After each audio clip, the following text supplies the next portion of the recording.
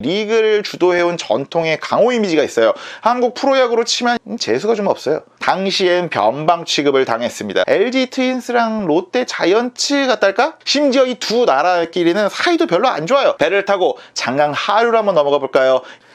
쟤들은 왜 저러지? 여기에는 옛날 옛적 한 번씩은 우승을 했지만 사라진 왕조.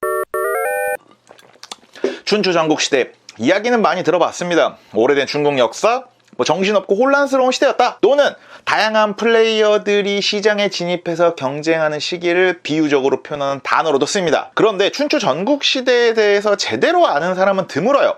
500년 넘게 이어진 데다가 사람들이 엄청 많이 나옵니다. 나라도 엄청 많이 나와요. 그리고 심지어 놈의 에피소드, 고사성어가 그리도 많이 튀어나오는지 궁금해서 책을 찾아보면 열국지라는 역사 기반 소설이 많이 나옵니다. 그런데 그것도 대부분 10권짜리고 막 그래요. 그래서 엄두가 안 납니다. 하지만 춘추 전국시대는 초한지, 삼국지 시대와 더불어서 중국 역사를 아는 척하기 위한 필수 아이템 같은 역사 시대입니다.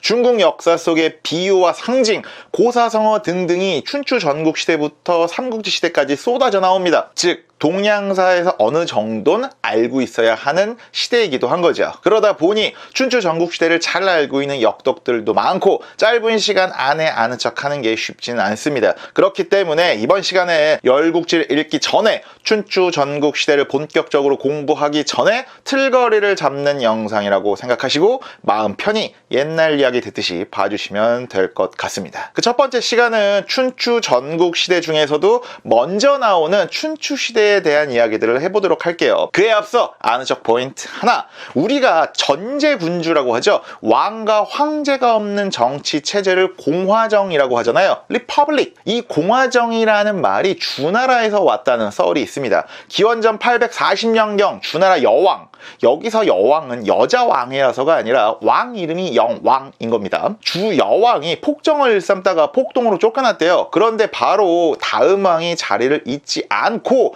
주 여왕의 신하였던 주 정공과 소 목공이 천자, 중국 왕을 대신해서 정무를 받다고 해요. 그리고 약 14년 후에 여왕의 아들인 태자가 주나라 선왕에 오릅니다. 약 14년에 걸친 이 시대를 역사적으로 주소 공화시대라고 하는데 지금의 공화정이라는 말이 여기서 나왔다고 합니다. 물론 다른 썰도 있어요. 공국의 후작인 화가 주나라 천자의 업무를 대행한 시대를 공화시대다라고 불렀다는 주장도 있습니다.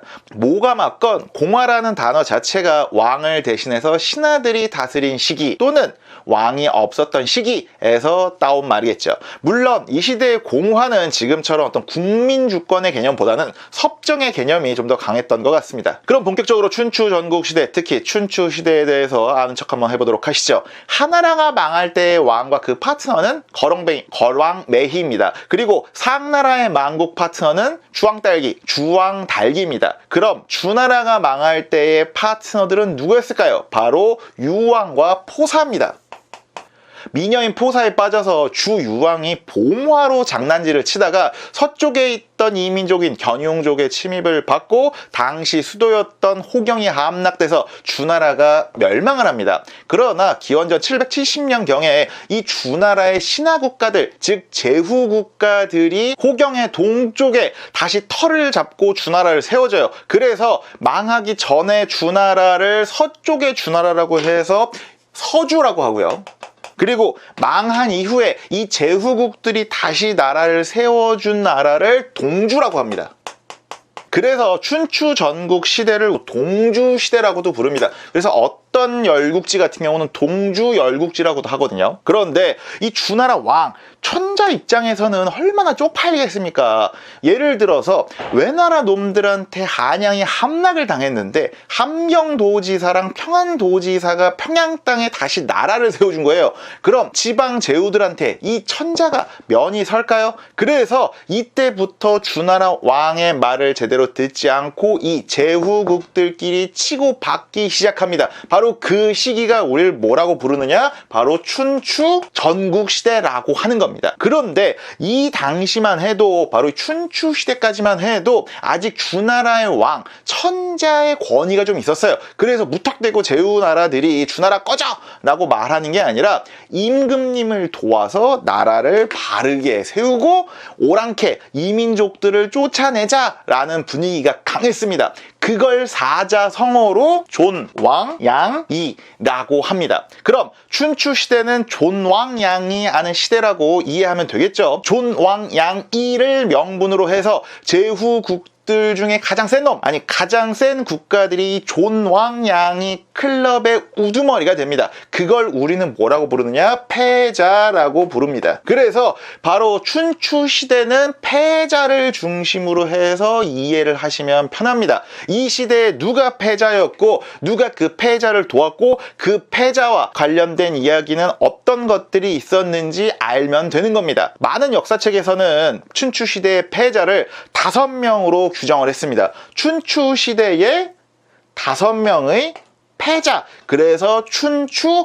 5패라는 말이 여기서 나오는 겁니다. 그런데 문제는요, 각 역사책에서 다룬 5명이 다 달라요. 다 따지면 7, 8명 정도 돼요. 그런데 누가 진짜 춘추 5패에 들어가느냐가 솔직히 우리한테는 그렇게 중요한 게 아니잖아요. 그냥 우린 이 5명이 아니라 7, 8명의 후보군들을 그냥 다 알면 됩니다. 그래서 저는 역사책에서 주로 많이 다룬 이 7, 8명의 패자 후보 리스트들을 시간 순서대로 말하면서 얼개를 짜려고 합니다. 우선 이 패자들을 알아보기에 앞서서 주요 제후 나라들이 어디에 붙어 있는지 지도를 보면서 각국의 느낌을 간단하게 알아볼까 합니다. 가장 동쪽 산동반도에 자리를 잡고 있는 나라는 제나라입니다. 강태공이라고 불리는 강상, 여상이 세운 나라입니다. 제나라는 춘추 시대부터 전국시대 중반까지 리그를 주도해온 전통의 강호 이미지가 있어요. 한국 프로야구로 치면 약간 해태 타이거스 같은 완전히 이미지가 같다는 건 아니고 그냥 느낌이 살짝 그렇다는 얘기입니다.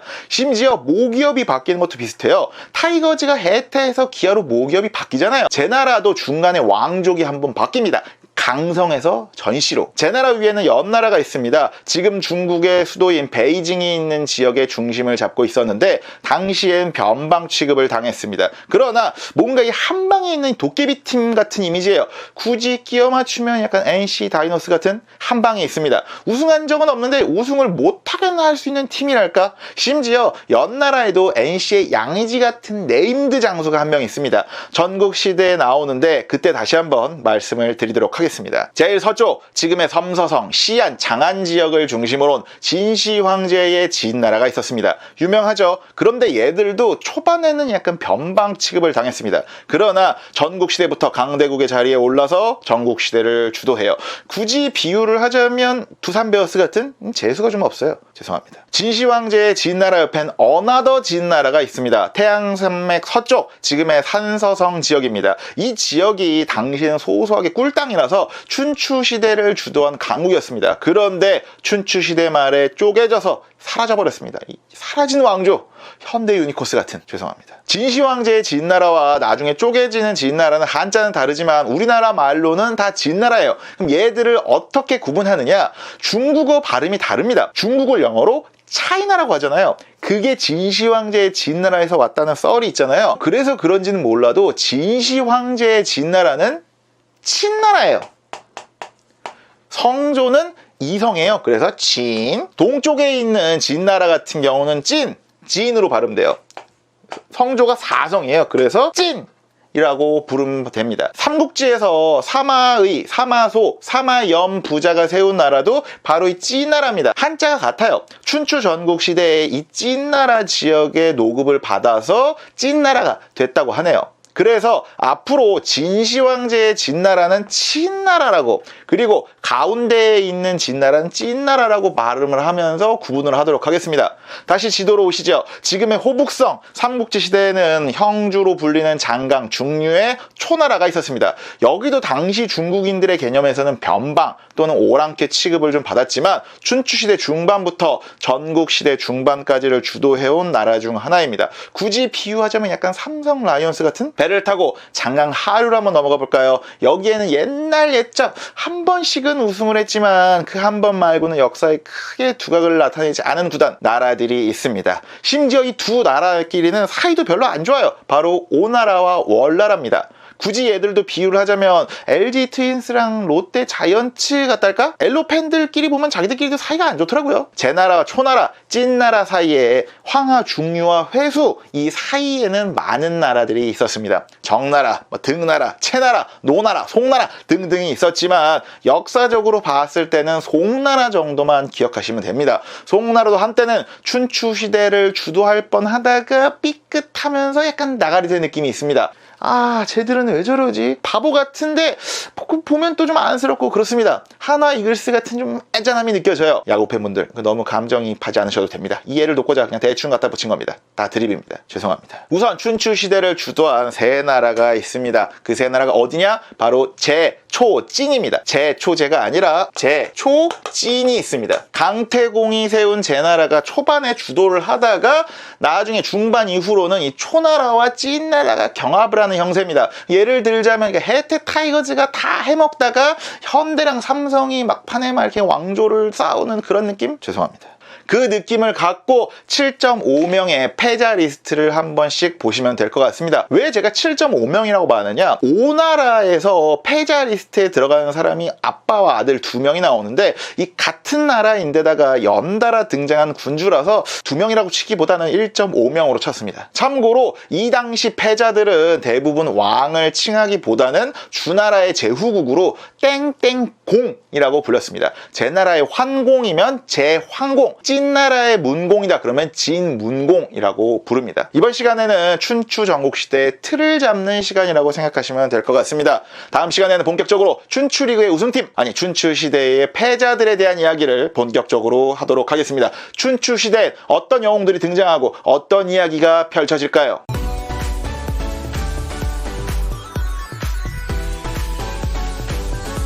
혜태의 김응룡과 선동열 같은 이 세트로 묶으면 좋습니다. 죽기 전에 승계 문제도 굉장히 깔끔하게 성추행합니다. 오빠 성범죄자 새끼 치는 거 잡았어. 님들 페어플레이 모름? 반드시 보답이 따른다라. 왕 이 새끼야 일 안 하냐? 멘토 캐릭터처럼 묘사되곤 하죠.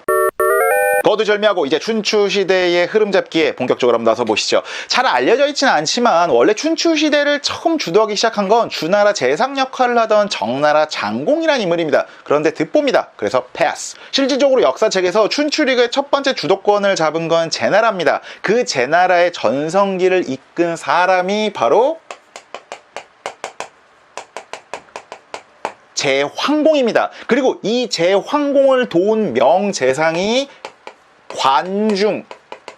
관이오라는 인물입니다. 그러니까 혜태의 김응룡과 선동열 같은 어느 역사책이건 환공이 다스린 제나라는 무조건 춘추 5패에 들어갑니다. 그리고 관중과 관련해서 유명한 고사성어가 바로 관포지교입니다.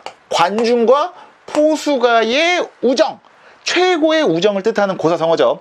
제환공의 아버지가 죽고 형제들끼리 왕위 쟁탈전을 벌여요. 그때 포수가는 제환공을 도왔고 오히려 관중은 다른 형제를 밀었습니다. 그런데 심지어 관중은 이 제환공을 죽이려고까지 했어요. 그러나 제환공이 결국엔 군주의 자리에 오르고 포수가는 어린 시절부터 챙겨오던 절친인 관중을 추천합니다.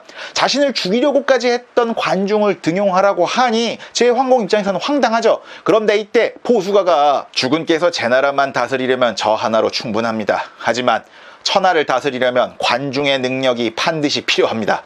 라고 명언을 날립니다. 결국 제황공은 관중을 재상에 앉히고 부국강병의 성공의 첫 번째 패자 자리에 오릅니다. 이때 관중이 다져놓은 유산이 탄탄해서 300년이 넘는 세월 동안 제나라는 광대국의 위치를 유지합니다. 그리고 관중은 포수가를 기리며 이런 한마디를 하죠. 나를 낳아준 건 부모지만 나를 알아준 건 포수가였다. 이게 바로 관포지교입니다. 물론 관중과 포수가, 관포가 죽고 나서 다시 제나라에는 왕위 다툼이 일어나면서 패권국의 지위를 조금 잃어버립니다. 제황공도 아들들이 왕위 다툼 때문에 감금이 돼서 굶어 죽어버리고 2달 동안 장례를 치르지 못해서 제황공의 시체는 구더기가 들끓었다고 하네요. 참 권력 무상이죠. 제 나라가 흔들리고 잠깐 패자가 될 뻔한 나라가 있습니다. 바로 한화 이글스, 아니 송나라입니다. 이때 송나라를 이끈 게 바로 송양공입니다. 그런데 패자가 결국 되지는 못한 느낌이 들어요. 말년에 굳이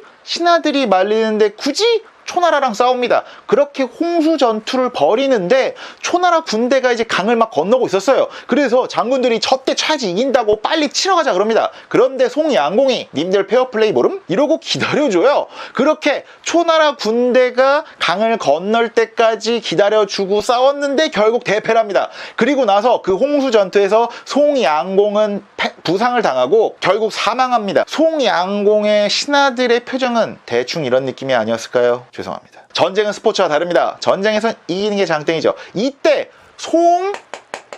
송양공과 같은 어리석은 페어플레이 또는 쓸데없고 어리석은 인정과 지나친 겸양을 가리켜서 바로 송양지인이라고 부릅니다. 송나라 양공의 인정이라는 말이죠. 송양공 끝. 그리고 몇몇 역사책에서 패자로 거론되는 사람이 한 명 더 있습니다. 바로 친나라의 목공입니다. 이 친나라는 원래 주나라의 중심지였어요. 그런데 서융이 침략해서 빼앗긴 땅이기도 하죠. 그곳을 회복하라고 제후를 보내서 다스리게 한 게 바로 친나라가 됩니다. 친목공도 서융에게 빼앗긴 땅을 굉장히 많이 회복하고 심지어 동쪽으로도 진출해서 춘추 5패로 거론되곤 합니다. 하지만 이 친목공이 죽고 이 친목공의 아들이 서융의 풍습대로 200명 가까운 사람들을 아버지 시체랑 같이 생매장, 그러니까 순장시켜버려요. 그래서 춘추좌시전이라든지 사기 같은 역사책에서 비판을 받기도 해요.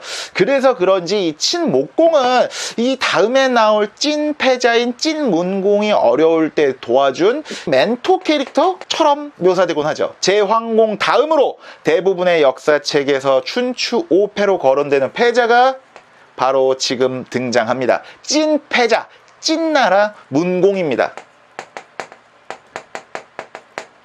이 찐나라 문공은요, 이 짠함의 아이콘입니다. 제 나라처럼 찐나라에서도 아버지가 죽고 후계 다툼이 확 벌어졌어요. 이때 이 찐문공 아저씨는 왕이 되지 못하고 다른 나라를 떠돌아다니면서 떠돌이 생활을 하는데 그 떠돌이 생활이 무려 19년을 떠돌아다닙니다. 그가 거친 나라만 해도 친나라, 조나라, 송나라, 정나라, 초나라 등등 엄청나게 많습니다. 그러다가 62세에 자기 나라로 돌아가서 군주가 되고 주나라에서 생긴 반란도 진압하고 송나라의 요청을 받아서 초나라도 격파하고 패자의 자리에 오릅니다. 중국 역사에서 역대급으로 파란만장한 삶을 산 인물이기도 하죠. 19년 동안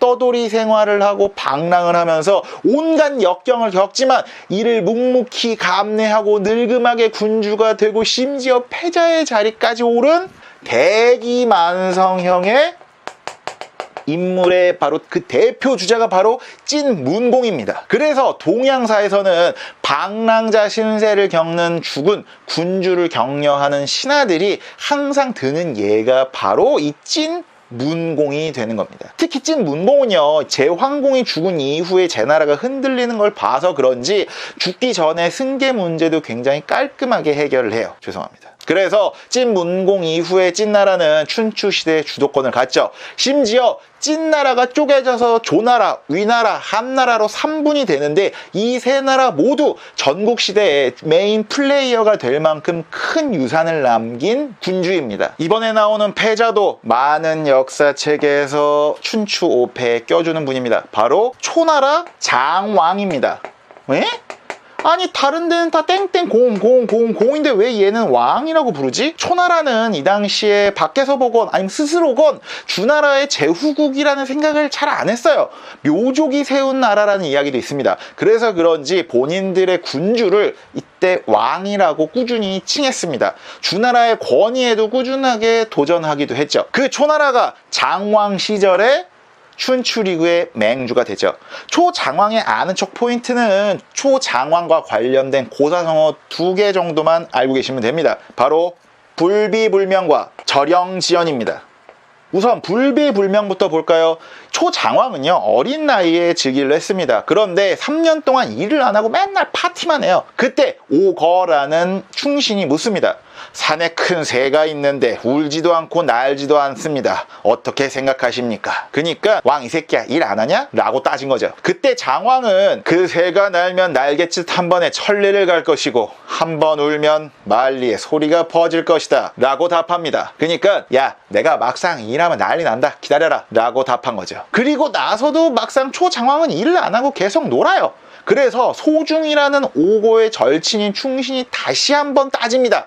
그때 이 초장왕이 갑자기 각성을 해서 파티를 그만두고 간신들을 숙청하고 열일을 하기 시작합니다. 이때 이 초장왕의 파티질이 간신과 충신을 구분하기 위한 것이라고 해석이 되곤 해요. 그래서 초장왕의 큰일을 위해 때를 기다리는 모습을 두고 불비불명 또는 3년 불비 우불명 또는 일비경천 일명경인 등의 고사성어가 만들어집니다. 고사성어 하나 더 전령지연입니다. 초장왕이 신하들과의 연애를 벌이고 있는데 이때 갑자기 정전이 돼요. 그러니까 불이 꺼졌다는 얘기죠. 근데 신하 중 하나가 불 꺼진 틈을 이용해서 장왕의 애첩을 성추행합니다. 그런데 그때 그 여인이 성추행범의 끈을 끊어버려요. 오빠 성범죄자 새끼 치는 거 잡았어. 불 켜서 가끔만 확인해줘. 그런데 장왕이 불을 켜기 전에 모든 신하들의 갓끈을 풀어서 던져버리게 합니다.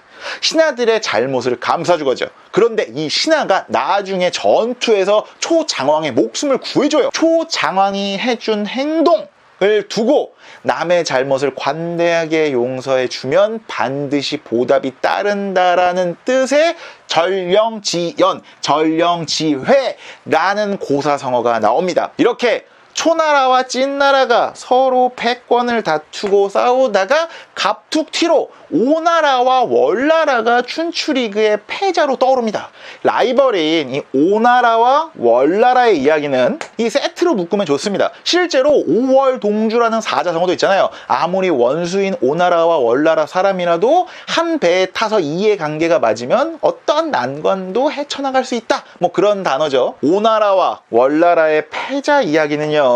오자서, 오운이라는 인물부터 시작을 해야 합니다. 찐 문공보다 더 파란만장한 삶을 산 복수의 화신. 오자서는 원래 초나라 사람이었습니다. 오자서의 아버지는 초나라 평왕의 아들 태자 건의 스승이었죠. 그런데 간신 비무기가 장난질을 쳐서 태자 건과 이 오씨 일가가 모두 다 죽게 생깁니다. 이때 오자서의 아버지와 형은 남아서 처형을 당하고요. 오자서는 태자 건을 데리고 도망칩니다.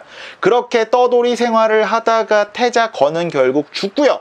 오자서는 오나라의 공자에게 몸을 맡깁니다. 그 공자가 오자서의 도움으로 오나라의 군주가 되는 함녀입니다. 이 함녀는요 오자서와 함께 오나라를 부강하게 만들고요. 손자병법으로 유명한 중국 병법의 원조 손자, 손무를 영입하고 당시 춘추리그의 맹주 역할을 하던 초나라를 공격해서 박살내버립니다. 이때 초나라를 공격해서 점령한 오자서가 초나라 평왕에게 복수를 하려고 하고 있는데 초평왕은 이미 죽었어요. 오랜 세월 복수의 칼날을 갈아온 복수의 화신인 오자서는 시체에게도 가차가 없었습니다. 초평왕의 무덤을 파내서 시체를 꺼내서 채찍질을 해서 그 시체를 가루로 만들어 버립니다. 그리고 이때 초나라가 가진 패권을 바로 오나라가 가져오게 되죠.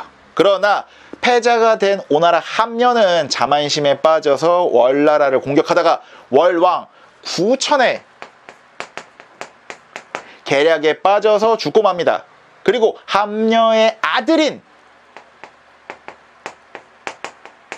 부차는 아버지의 복수를 잊지 않기 위해서 매일 밤 가시가 많은 장작 위에서 잠을 자요. 아들 부차는 오나라를 다시 강국으로 만들어서 월나라를 박살내고 아빠 함녀에 이어서 춘추리그의 패자가 되죠. 그런데 이때 문제가 생깁니다. 오자서는 월나라를 멸망시켜야 한다고 주장을 해요. 하지만 부차는 그 말을 안 듣고 오자서랑 대립을 해요. 이때 오자서는 내 말을 안 듣는 오나라가 망하는 걸 죽어서도 지켜보겠다 라는 말을 남기고 자살해버립니다. 파란만장한 삶을 산 오자서스러운 죽음이죠. 월나라의 왕이었던 구천은 오나라에서도 포로 생활을 했다고 전해지는데 월나라는 구천을 빼오기 위해 열심히 로비를 하고 결국 구천은 다시 월나라로 돌아와서 국력을 쌓고 또 복수의 칼날을 가합니다. 엘롯대전에 버금가는 5월 대전이죠. 이때 구천은요, 복수를 잊지 않기 위해서 매일 쓰디쓴 쓸개를 했습니다. 부차건 구천이건 좀 취향이 이상해요, 둘 다. 이때 부천의 장작더미에서 잠자기와 구천의 쓸개핥기를 담아낸 고사성어가 바로 와신 상담입니다. 원수를 갚기 위해서는 온갖 괴로움을 참고 견딘다라는 뜻을 가진 고사성어가 되는 거죠. 그렇게 국력을 쌓았던 월왕 구천은 책사 범녀의 미인계로 부차를 타락하게 만들고요. 기원전 473년 오나라를 공격해서 아예 멸망시켜 버립니다. 그리고 춘추리그의 마지막 패자가 되죠. 그러나 패자가 된 이 월왕 구천은요, 공신들을 제대로 대우해주지 않으면서 자연스럽게 국력이 쇠퇴하고 맙니다. 이렇게 열국지 전반기 춘추리그가 마무리되죠. 생각보다 굉장히 긴 이야기죠. 그러나 기원전 770년경부터 300년 가까운 시기입니다. 먼 이야기라서 그렇지 미국 역사보다 더 길어요. 물론 춘추시대의 이야기는 더 할 수도 있습니다. 중국 사상의 뿌리인 제자백가가 주로 이 시기에 등장합니다. 하지만 그 얘기는 나중에 기회가 되면 다시 한번 하도록 하겠습니다. 다음 시간엔 보다 더 다이나믹한 전국시대 이야기를 해보도록 할게요.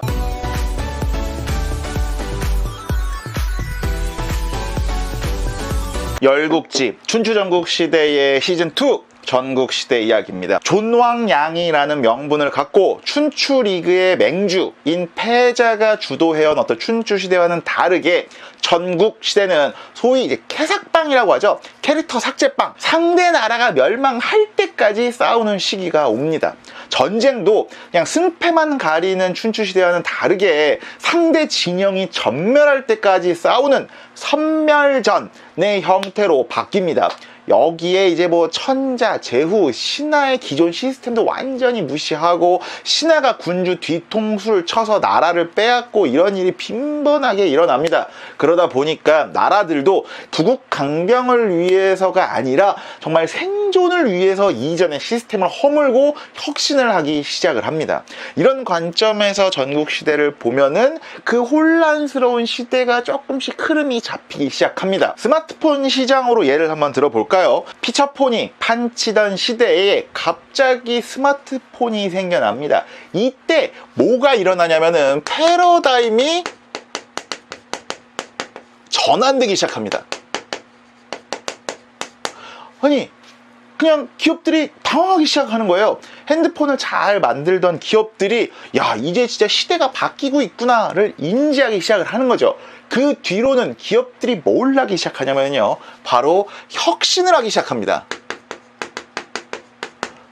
그러니까 뭐 이 기능도 넣어보고 저 기능도 넣어보고 이런 실험도 해보고 저런 실험도 해보고 막 하는 거죠. 그러면 이 시기에는 누가 먼저 혁신을 하느냐, 그리고 누가 혁신을 잘 하느냐가 관건이 되는 시기로 넘어옵니다. 이렇게 치열한 혁신 경쟁을 하다가 결국 시장에 플레이어들이 구조조정되기 시작하고요, 메인 기업들이 시장을 독과점하기 시작합니다. 이때 나오는 헤게모니는 뭐냐? 1등에 붙을 거냐 아니면 다른 기업들끼리 뭉칠 거냐 라는 논쟁이 벌어집니다. 그러니까 뭐 인수합병, M&A 또는 MOU, 업무협약 등등의 시대가 펼쳐지는 거죠. 이거를 사자성어로 하면은 뭐가 되느냐? 바로 합종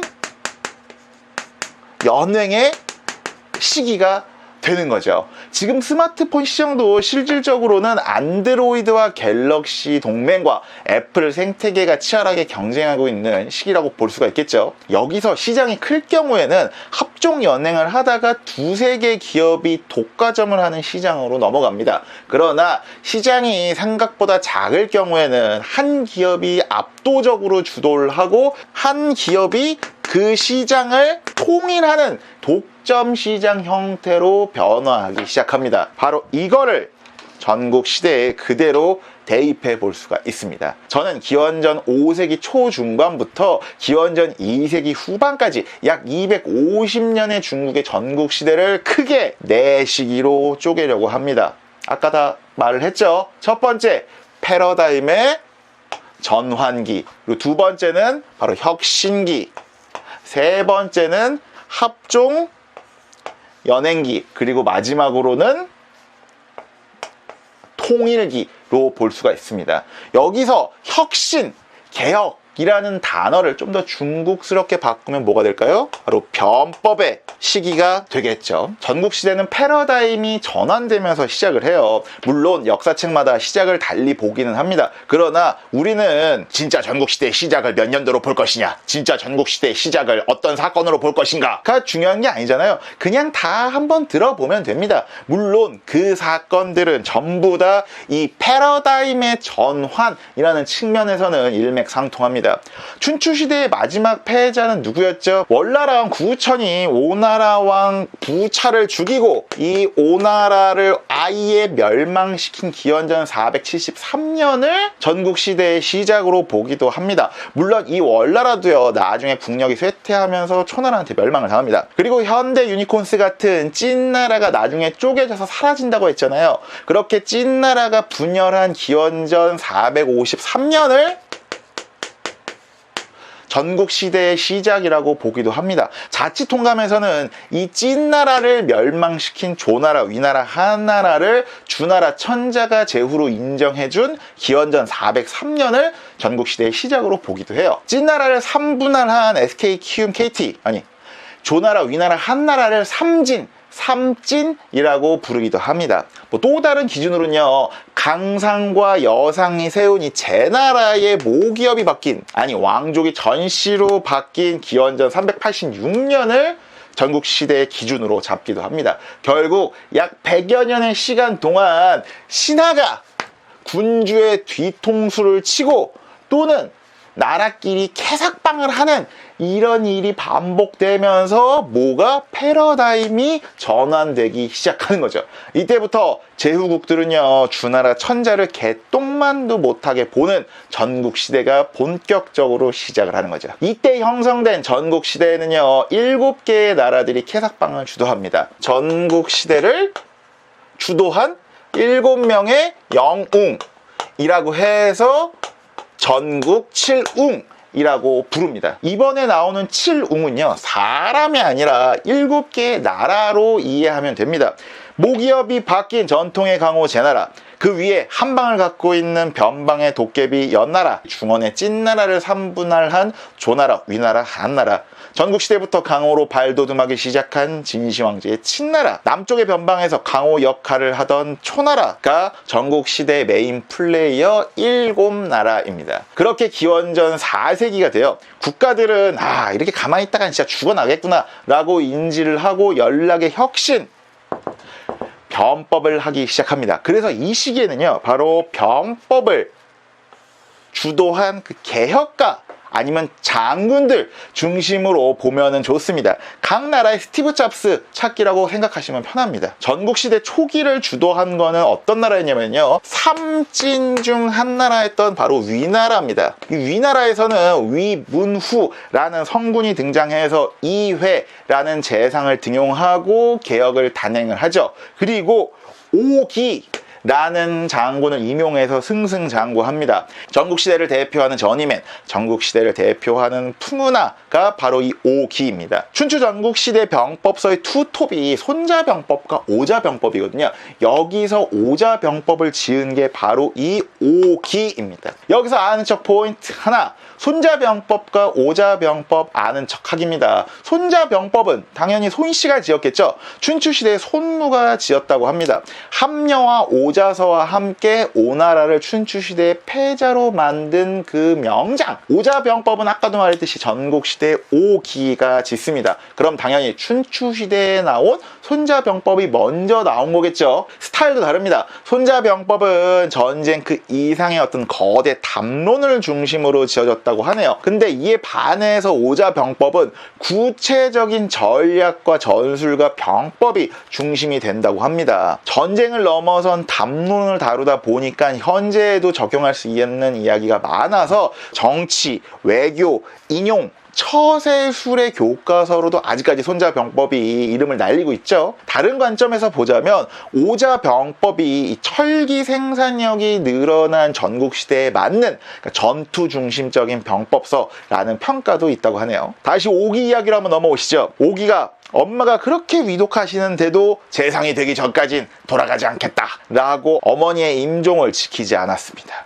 노나라에서 처음 벼슬 생활을 하는데 자기 마누라가 제나라 사람이라고 제나라의 전쟁에 써주지를 않는 거예요. 그래서 제나라 출신의 마누라를 죽여버립니다. 대단한 인물이죠. 그렇게 전쟁에 나가서 승리를 하지만 결국 노나라에서 쫓겨납니다. 그렇게 오기는 위나라로 떠나고 거기서 위나라의 최전성기를 함께합니다. 그러나 이 위나라에서도 재상을 시켜주지 않는다고 때려치고 초나라로 갑니다.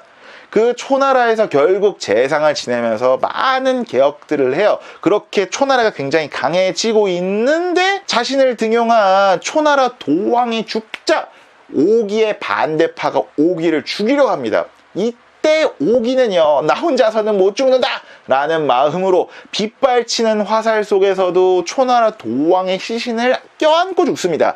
이게 무슨 소리냐? 오기에게 화살을 날린 그 신하들은 결국에는 초나라 도왕의 죽은 시신에도 화살을 날린 꼴이 되는 거잖아요. 결국엔 이때 오기에게 화살을 쏜 신하들은 모두 다 숙청이 됩니다. 오기는 죽어가면서도 복수를 하는 셈이죠. 그러나 오기 덕분에 국력이 떡상한 초나라는 오기가 죽고 변법 이전, 그러니까 혁신 이전의 모습으로 돌아가면서 초강대국이 될 기회를 잃어버립니다. 잘 나가는 위나라와 관련된 두 명의 인물이 더 있습니다. 바로 방연과 손빈이라는 인물입니다. 우선 이 두 명은요, 그 귀곡자라는 사람의 제자라고 합니다. 귀곡자는요, 찐나라 사람인데 그 청계산의 귀곡산장에 살면서 귀곡선생이라고 불렸다고 해요. 그리고 뭐 천문, 지리, 병법, 처세술에 능통했고 전국시대에 활약했던 많은 제자들을 가르쳤다라는 이야기가 전해집니다. 그러니까 전국시대의 무슨 메가스터디 원장, 전국시대의 손준 같은 인물 같죠. 우선 먼저 출세한 거는 이 방연입니다. 잘 나가던 위나라의 장군으로 등용이 됩니다. 뒤이어서 손빈도 방연한테 가서 형, 저 벼슬 좀 하고 싶은데 추천 좀 해주세요 라고 부탁을 합니다. 출세력이 굉장히 강한데 방연이 이 새끼 데리고 있으면 결국엔 추월당하겠다 라는 생각에 손빈을 모함해서 안진뱅이로 만들어 버려요. 그렇게 안진뱅이가 된 손빈은요, 미친 척을 해서 방연이라든지 위나라 사람들을 속이고 제나라로 도망을 갑니다. 그렇게 제나라로 도망을 간 손빈은 제나라의 장군인 전기라는 장군의 책사, 군사로 참여해서 활약을 하는데, 그러다가 결국 위나라와 제나라가 붙습니다. 손빈이 방연에 대한 복수혈전의 기회가 찾아온 거죠. 위나라와 제나라가 싸우던 마릉 전투에서 방연이 이끌던 위나라 군대를 손빈은 유인하다가 기습을 해서 방연을 죽입니다. 이때 전설처럼 이야기가 나오는데 바로 방연이 죽을 곳, 즉 손빈이 위나라 군대에 기습을 할 그 지역의 한 나무에다가 손빈이 미리 이런 글을 써놨다고 합니다. 방연사 어차수지하, 방연은 이 나무 아래서 죽는다.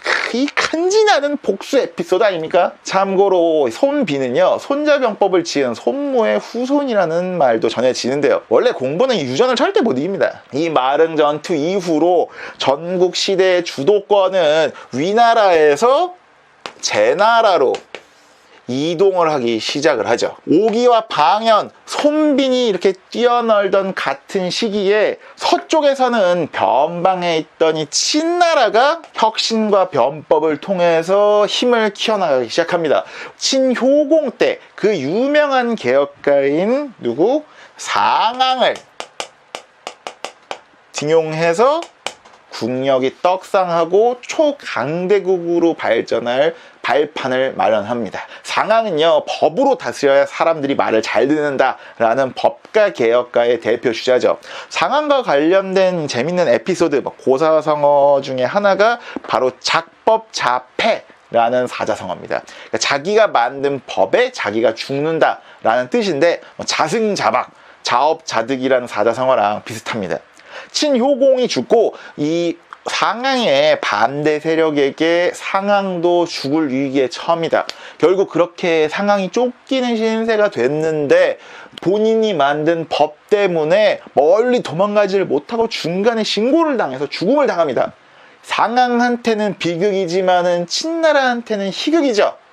오기가 죽고 예전으로 돌아간 그 어떤 초나라와는 다르게 친나라는 법을 만든 상항이 그 법에 의해 죽어버렸으니 상항의 변법, 상항의 개혁을 그 누구가 이렇게 뒤집을 수가 없고 계속 유지가 된 거예요. 이후 친나라는 효공의 아들 해문왕 때부터 왕을 칭하고 강대국의 반열에 오릅니다. 이 때문에 상항은요, 춘추시대 제나라의 관중, 북송시대 송나라의 왕안서, 그리고 명나라의 장거정 등등과 더불어서 중국사의 이름을 남긴 4대 개혁가로도 칭송을 받아요. 한나라의 개혁가 신불해라든지 조나라 무령왕의 호복개혁 등등도 있는데 너무 길어지니까 패스. 4세기 후반부터는 본격적으로 이 친나라가 전국 시대를 본격적으로 주도하기 시작합니다. 그래서 이때부터 합종연행의 시기가 돌아오는 거죠. 그러니까 1등인 친나라에 붙어서 있을 것이냐, 아니면 2등에서 7등끼리 연합을 해서 이 친나라를 털 거냐, 이런 논쟁이 벌어지는 거죠.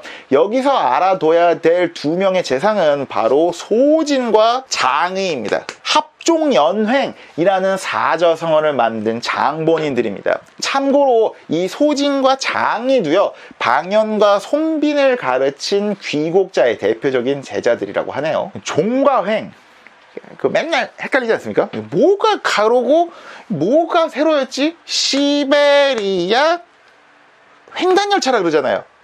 종단열차라고 안 그러잖아요. 횡이 이렇게 길게 생겼어요. 근데 이렇게 길게 세로로 생겼는데 실제로는 얘가 가로예요. 반대로 종은 되게 가로로 생겼잖아요. 근데 얘가 반대로 세로입니다. 그러니까 종과 횡은 반대로 외우면 되겠구나 라고 생각하시면 됩니다. 다시 전국시대의 합종연행으로 넘어와서, 자, 여기 지도를 한번 볼까요? 서쪽에 있는 친나라에 대항을 해서 여러 나라들이 어떻게 세로로 합치자, 연합하자 라고 하는 게 뭐냐면은 소진의 합종책이 되는 겁니다. 소진은 결국에 이 나머지 6나라를 설득해서 육국동맹의 재상이 되기도 해요. 반대로 서쪽에 있는 친나라랑 연합을 해서 우리 같이 살자라고 하는 게 바로 친나라 장의의 연횡책이 되는 겁니다. 장의는요, 실제로 2, 3등을 다투던 이 제나라라든지 초나라의 연합을 깨버리는 그런 책략도 보이곤 해요. 이들의 책략을 따와서 나라들끼리 이렇게 이리 붙었다 저리 붙었다 하는 이합 집산을 가리켜서 합종연횡이라고 합니다.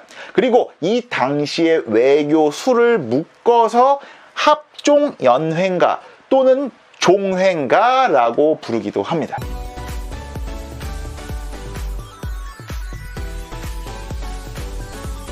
여기까지 오시느라 정말 고생하셨습니다. 후딱 끝내버리시죠. 진나라의 전국시대 통일기입니다. 역사가 스포일러라고 어차피 우승은 진시황, 어차피 통일은 진나라예요. 근데 통일기로 넘어가기 전에 전국시대 후반기에 잠깐 등장하는 신스틸러 4명에 대해서 한번 알아보시죠.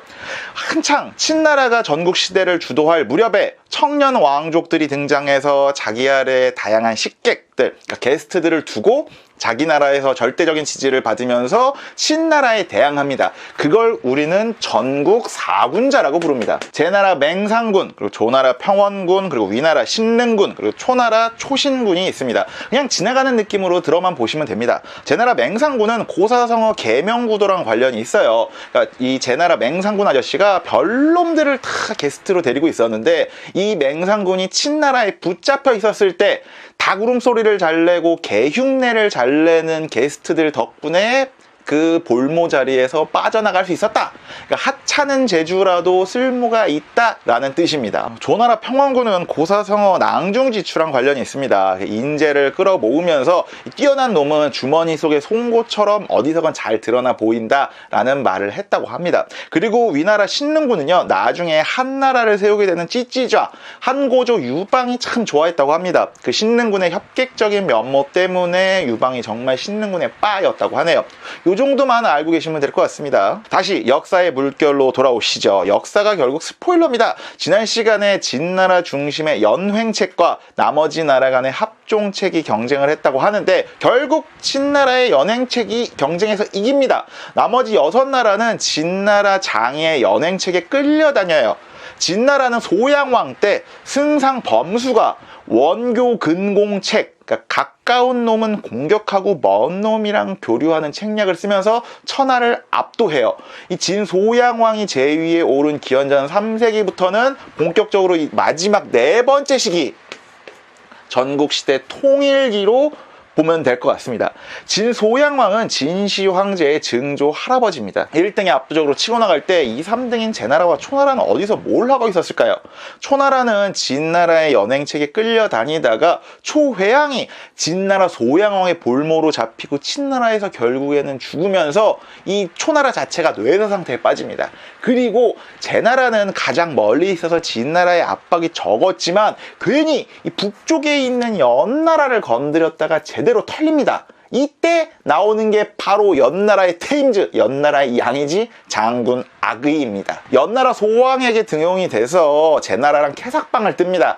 하도 제나라가 북쪽에 있는 연나라를 먹으려고 깔짝거리니까 어떻게 보면 또 다른 합종책이죠. 연, 조, 위, 한, 초 5개국의 연합군을 결성해서 제나라를 멸망 직전까지 몰아넣는 게 바로 연나라의 악의입니다. 악의 장군은 6개월 동안 제나라의 70여 개의 성을 점령하는 기염을 토했대요. 그러나 연소왕이 죽고 그의 아들 해왕이 올랐는데 제나라의 책사인 전단이 연해왕과 악의 사이에 이간질을 해서 악의를 쫓아내버립니다. 물론 악의가 탄핵이 되면서 연나라도 몰락하죠. 초나라, 제나라, 연나라가 이렇게 몰락을 하면서 결국에는 삼찐이라고 불리는 세찐따 아니죠. 조, 위, 한나라도 동맹을 맺고 친나라에 맞서서 한타 싸움을 벌입니다. 기원전 262년 실질적으로 춘추 전국시대의 마지막 대전이라고 불리는 장평대전입니다. 여기에서 바로 전국시대 4대 명장이라고 불리는 친나라의 백기와 조나라의 연파가 맞붙습니다. 간단하게만 이 장평대전에서 설명을 하자면 이 초강대국인 친나라가 원래는 우세했습니다. 그러나 이 조나라의 노익장인 연파가 존버에 성공하면서 친나라는 보급에 문제가 생겨요. 그런데 친나라 소양왕을 돕던 승상 범수가 조나라 효성왕과 연파를 이간질해서 연파 장군이 사령관직에서 물러나게 되고 결국 조나라 군대는 대파당합니다. 가만 보면 이 시대 사람들은 참 이간질에 취약한 것 같아요. 그렇게 조위한 동맹이 친나라에게 대파당하면서 세 나라는,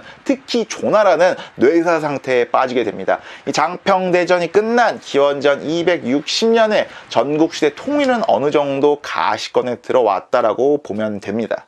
이 전쟁에서 대승을 거둔 게 친나라의 이 백기 장군입니다. 친나라를 넘어서 전국시대 최고의 명장으로 꼽히죠. 백기에 대해서 알아둘 거는 그 전까지 없었던 선멸전의 개념을 도입했다고 합니다. 그러니까 전쟁의 패러다임 자체를 바꾼 게 바로 이 백기인 거죠. 그런데 이 선멸전의 개념이 썩 좋은 것만은 아니에요. 그러니까 지면 그 진 애들을 전부 다 죽여버려요. 왜냐? 포로로 잡고 있으면 밥만 추내고 돌려보내면 다시 싸우러 올 거니까 그냥 죄다 죽여버린 거죠. 장평대전에서 패배한 조나라 군대 40만 명이 이 백기에 의해 생매장을 당합니다. 전국시대는 참 무서운 시대였습니다. 백기 장군은 크고 작은 전투에서 한 번도 패한 적이 없는 불패의 상징이라고 해요. 그런데 이 선멸전을 하다 보니까 킬수도 어마어마합니다. 과장을 좀 보태서 30여 년 동안 죽인 적군이 160만 명이 넘는다고 합니다. 그러나 이렇게 무패 백기 백기 장군도 정치질에서 패배합니다. 장평대전에서 승리를 하지만 이후 바로 실각당하고 역사의 뒤안길에 사라졌다가 결국 나중에 자결당합니다. 이때 백기 장군이 남긴 자결대사가 또 명대사예요. 내가 왜 죽어야 하는가? 아, 그렇구나. 나는 죽어 마땅하다. 장평에서 수십만이나 되는 조나라 젊은이들을 죽였으니 나는 죽어 마땅하다 라고 후회하면서 목숨을 끊습니다. 자, 이제 전국시대의 엔딩 요정인 진시황제가 나올 때입니다. 진나라가 전국시대의 초강대국으로 군림할 때의 왕이 바로 진나라 소양왕입니다. 그러나 소양왕이 죽고 진나라의 왕위가 굉장히 불안정해져요. 그러니까 소양왕의 아들이 3일 만에 죽고 그 다음 왕도 3년 만에 죽어요. 이 전제군주제에서는 왕이라는 자리가 정말 중요합니다. 왕위가 흔들리면 나라 전체가 흔들리거든요. 그런데 이때 킹메이커 한 명이 등장합니다. 어디선가 한 번은 들어봤을 그 이름, 바로 여불위라는 인물입니다. 한나라의 거상이었는데 조나라의 볼모로 있었던 떨거지 왕족의 스폰서가 돼서 그 떨거지 왕족을 진나라 장양왕으로 만듭니다. 이 사람이 바로 진시황제, 영정의 아버지입니다. 여불이는 진나라 장양왕한테 진시황제 어머니인 조희를 바치는데 일각에서는 이 여불이가 진짜 진시황제의 아버지라는 썰도 있어요. 진시황제의 아버지인 장양왕이 왕위에 오르고 3년 만에 죽습니다. 그리고 어린 영정이 왕에 오르고 섭정을 맡은 이 여불이의 권력이 하늘을 찌릅니다. 그러나 영정의 엄마인 조희와 관련된 섹스 스캔들이 터지면서 이 여불위도 실각하고 어린 왕 영정에게 모욕을 들으면서 자살합니다. 이 스캔들이 궁금하신 분들은 여불희와 조희 노예를 검색해보세요. 결국 영정이 진나라의 모든 권력을 잡고 전국시대를 싹쓸이 해버립니다. 진왕 영정과 함께 전국시대를 통일을 이룬 재상 이름도 알고 있으면 좋습니다. 바로 승상이사라고 합니다. 진나라에서 효공과 상항의 변법이 있었죠. 해문왕과 재상장이의 연횡책, 진나라 소양왕과 승상범수의 원교 근공책, 그리고 마지막으로 진시황제와 그 승상이사가 전국시대를 통일한다. 요렇게 세트로 알고 있으면 또 아는 척하기가 좋겠죠. 아까 진나라의 백기와 조나라의 연파가 붙듯이 이 당시에도 친나라와 조나라의 두 명장끼리 붙습니다. 이번엔 진나라 왕전과 조나라의 이목입니다. 진나라 백기가 공격에서 무패라고 한다면 이 이목은 방어, 수성전에서 한 번도 진 적이 없는 무패라고 해요. 그러니까 버스를 세워서 우주 방어하는 데는 탁월한 거죠. 진나라의 결전 이전에도 10여 년 동안 조나라의 북방을 지키면서 흉노를 상대로 방어에는 정말 귀신이 됩니다. 그러나 이목도 간신배의 모함으로 사형을 당하고 조나라는 바로 멸망을 당합니다. 참고로 이목을 모함한 사람이 예전에 연파도 모함한 새끼입니다. 그러니까 조나라 곽계라는 개새끼인데 이 조나라를 넘어서 전국시대 최악의 간신배 겸 매국노예요. 그러니까 이 새끼 때문에 조나라가 제대로 망테크를 탔죠. 이목이 없어진 조나라를 포함해서 춘추 전국시대를 종결시킨 진나라의 명장이 바로 왕전입니다. 6개 나라 중에 한나라는 진즉에 진나라한테 멸망을 당했고요. 왕전이 멸망시킨 나라만 조, 위, 초, 제 4개 나라입니다. 그리고 왕전의 아들인 왕분이 마지막으로 연나라까지 멸망을 시키면서 엔딩을 보게 되는 거죠. 왕전은 선배 장군인 백기와는 조금 다르게 학살자 이미지가 없습니다. 그리고 전쟁 과정에서도 정말 처신을 잘해서 천수를 누리기도 하죠. 전국시대를 끝낸 백기와 왕전, 그리고 이 둘에 맞선 연파와 이목을 전국시대 4대 명장으로 칩니다. 천자문에서는 기전파목 용군최정이라고 기전파목 백기 왕전 연파 이목이 용군최정 군사 부리기를 기똥차게 했다라고 나옵니다. 기원전 220년 6나라를 정복한 진나라의 왕은 이제 내가 왕이라고 불리기엔 급이 좀 안 맞지 않냐? 라고 하면서 삼황오제에서 황과 제를 따와서 왕 중의 왕, 황제를 칭합니다. 그리고 본인은 황제 중에서도 첫 번째 황제니까 진나라의 시황제, 진시황제가 되는 거죠. 기원전 770년경부터 기원전 220년까지 춘추 전국시대 550년을 훑어봤습니다. 이 방송을 보신 분들은 이제 어디서 춘추 전국시대에 조금은 아는 척을 하실 수가 있습니다. 큰 얼개를 짜긴 짰으니까요. 그러나 춘추 전국시대의 이야기는 이것만 있는 게 아닙니다. 기회가 된다면 중간중간 춘추 전국시대와 관련된 썰들도 하나하나 알아보는 시간 가져보면 좋을 것 같습니다. 그때까지 구독과 좋아요, 알림 버튼을 누르고 옛날 이야기 듣듯이 한 번 더 보세요. 그리고 두 번 더 보세요. 모두 여기까지 고생하셨어요. 어우 죽겠다 이씨.